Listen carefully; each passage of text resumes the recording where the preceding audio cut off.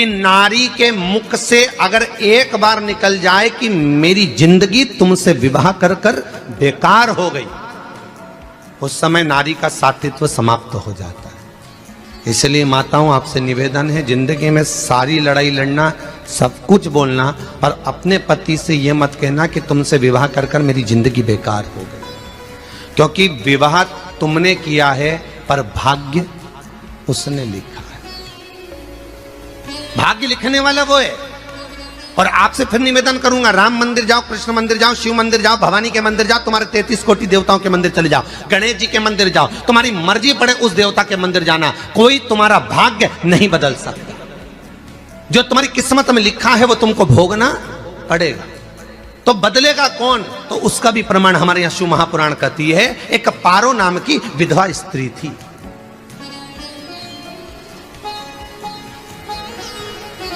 क्या नाम है उसका? नाम पारो। विधवा है, पति नहीं है, एक बेटा है। और विधवा स्त्री जो थी वो गर्भ से थी, उसका संतान नहीं हुई थी, पति मर गया था, वो गर्भावस्था में बेटा रह गया और पति चले गया। पारो बड़ी दुखी थी, भगवान का भजन करती बहुत, घर में कुछ भी नहीं था, जो व्यापारी जो धन था उसके पति का वो सब लोग खा गए। जब जैसे व्यक्ति जब तक जीवित है तब तक संसार उसका है, जैसे ही वो गया उसका सारा धन भी उसके साथ चला गया, व्यापार धन। रो पारो, आंखों से अश्रु बहता है, नैनों से जल बहता है, नैनों से बिंदु बहता है। और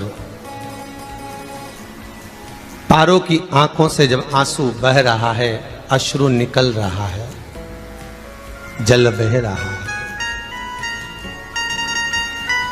बेटे को जन्म दिया, उसने सोचा अपनी जिंदगी तो बेकार हो गई, पर बेटा जन्म लिया तो इसका नाम अच्छा रख दूं तो हो सकता है भाग्य आगे अच्छा हो। तो उसने उसका नाम भाग्य सिंह रख दिया। क्या नाम रखा? भाग्य सिंह। भाग्य अच्छा रहेगा इसका, तो हो सकता है कुछ अच्छा कर ले। पर बेटे की भी किस्मत इतनी प्रबल नहीं थी। मां जगह जगह बर्तन मांझ कर काम कर कर बच्चे का पालन कर ली। बच्चा थोड़ा बड़ा हुआ। मां, मेरे सारे मित्र सेठ हैं, मेरा ही किस्मत, मेरा ही भाग्य ऐसा क्यों है? मेरी ही किस्मत ऐसी क्यों है? ऐसा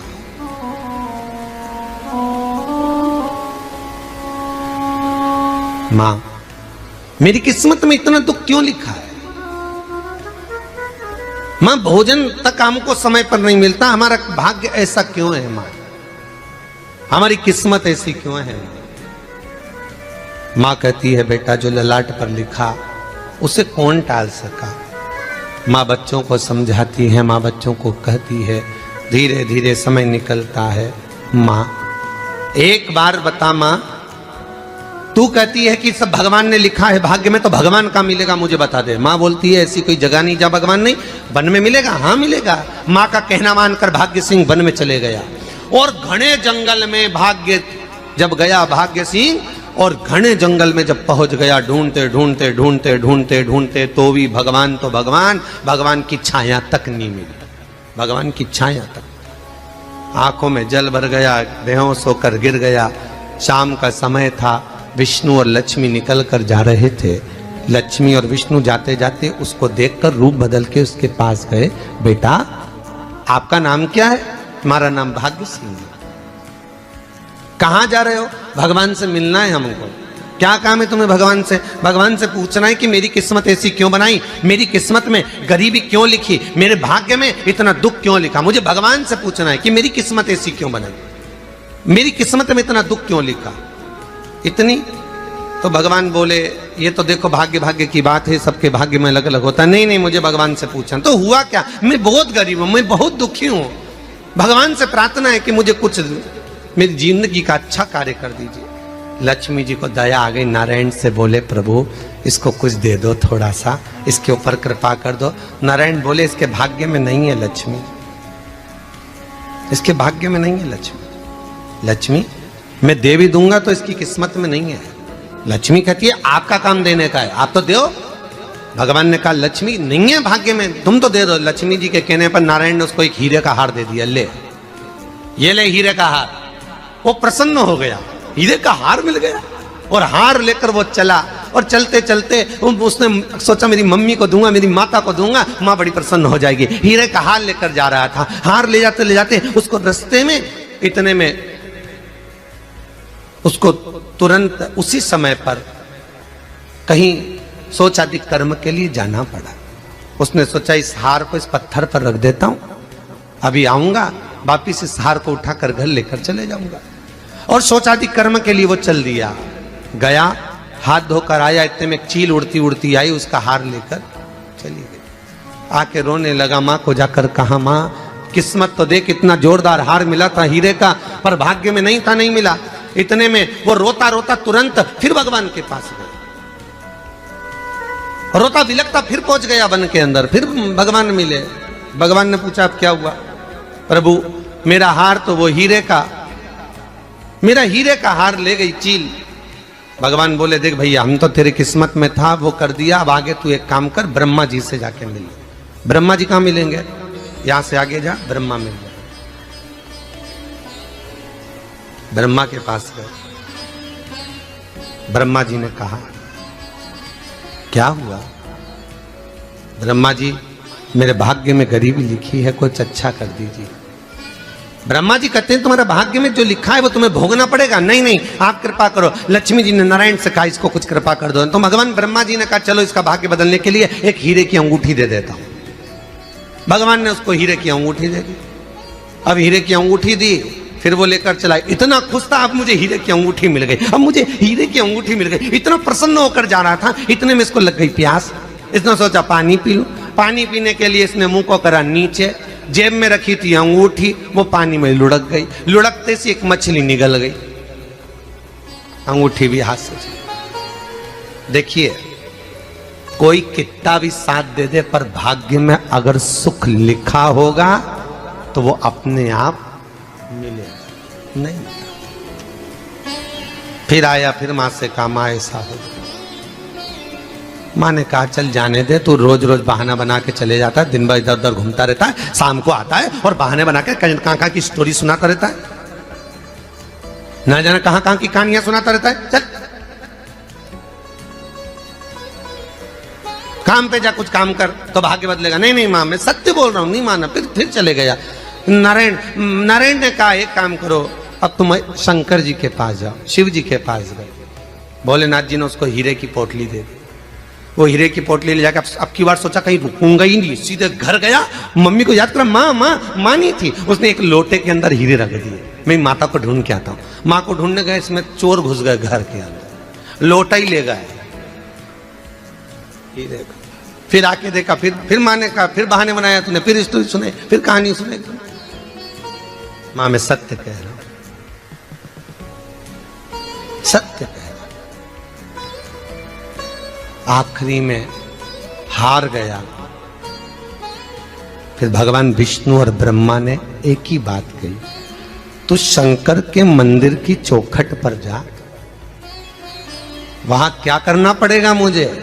कुछ मत करना, केवल उसकी चौखट पर जाकर उसका दीदार करना, उसका दर्शन करना। उससे क्या होगा?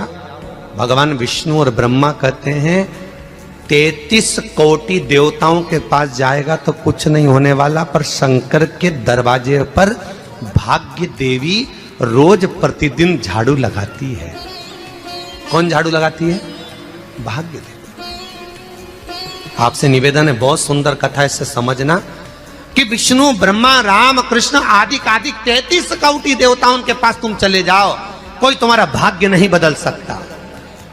हां अगर भाग्य देवी का तुम स्मरण करो, किसी मंदिर में जाना तो ये भगवान से कहना भगवान लक्ष्मी दो, भगवान से लक्ष्मी मत मांगना, भगवान से कहना मेरा भाग्य ऐसा कर दो, या भाग्य देवी की कृपा मुझ पर बरसा दो जिससे मेरा भाग्य बदल जाए, कुछ अच्छा हो जाए मेरी जिंदगी में।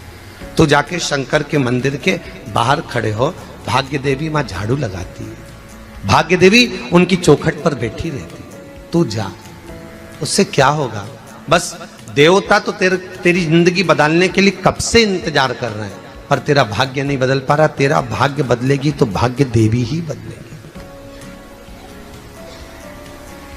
गया शिव मंदिर के दरवाजे पर जाकर खड़ा हो जाता, भीड़ होती तो दरवाजे से दर्शन कर लेता, बाबा से नयन मिलाता, रोज प्रतिदिन जाता।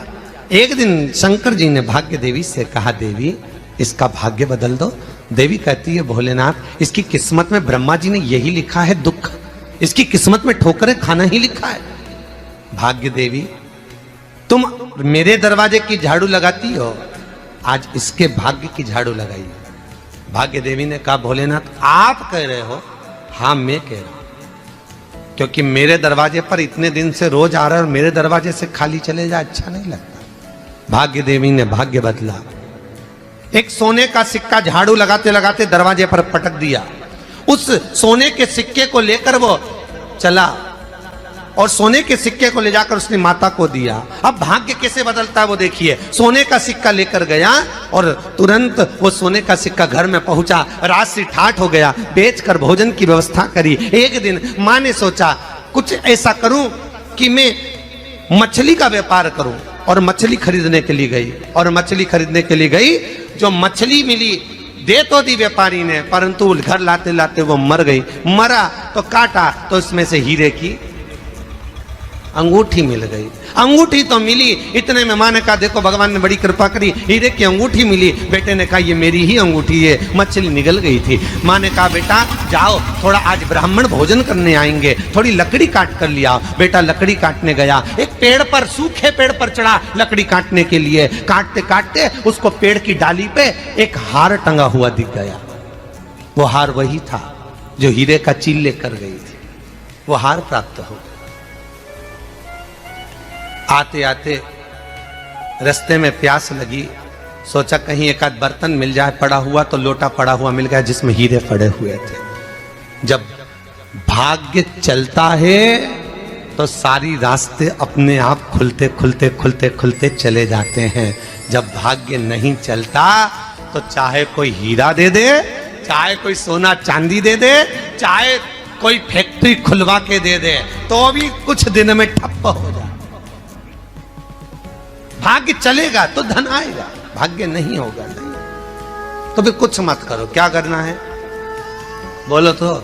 जब भाग्य अगर दिक्कत दे तो कहीं जाने की जरूरत नहीं है, एक ही काम करना है, शंकर के दरवाजे पर जाकर उसका दीदार करना।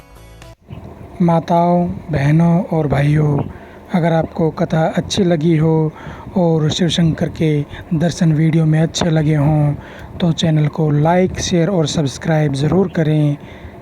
जय शिव शंकर शंभू, हर हर महादेव।